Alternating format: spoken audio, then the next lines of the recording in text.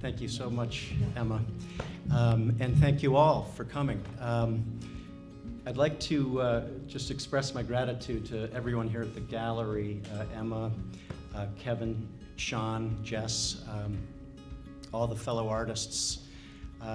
It's such an honor to be showing here again after a hiatus, and the welcome has been so warm, so thank you.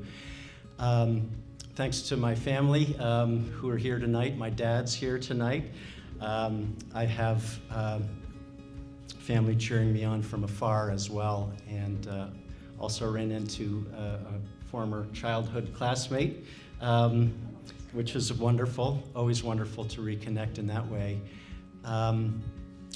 I'd like to share with you a story that came to mind as I was preparing for this evening and preparing for these remarks. It was a memory that came to me that I hadn't thought of in many, many years. I was about 6 or 7 years old, in fact, and was at my family's camp, or cottage, as we call it, on Penobscot Bay.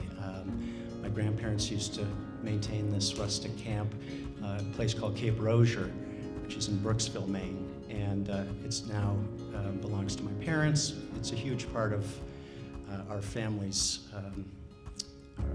lives. Many generations of Russes have had formative experiences there. And the particular memory that came to mind in thinking about this show was a night that I was out on the front porch of the cottage with my grandfather.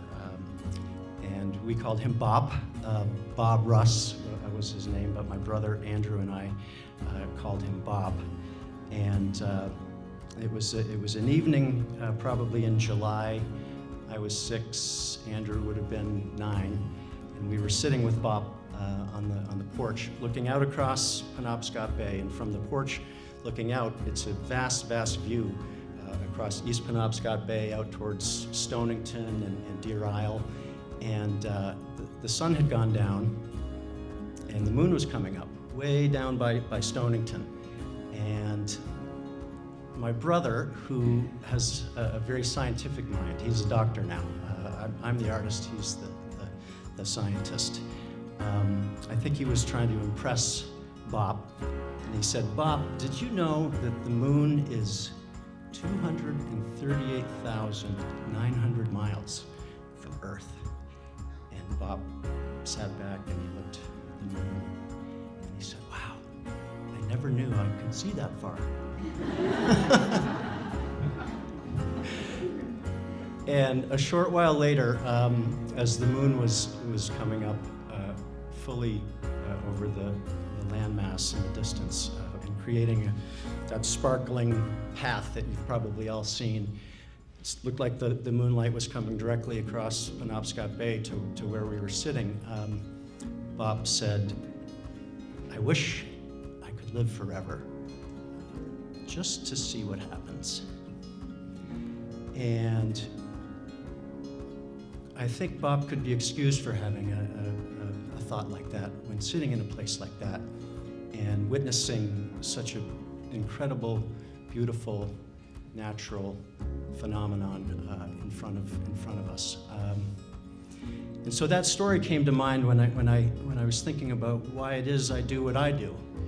And what I do is I carry my easel out into the field in search of views, but more often than not, I seek those views that allow for such a vast, vast distance.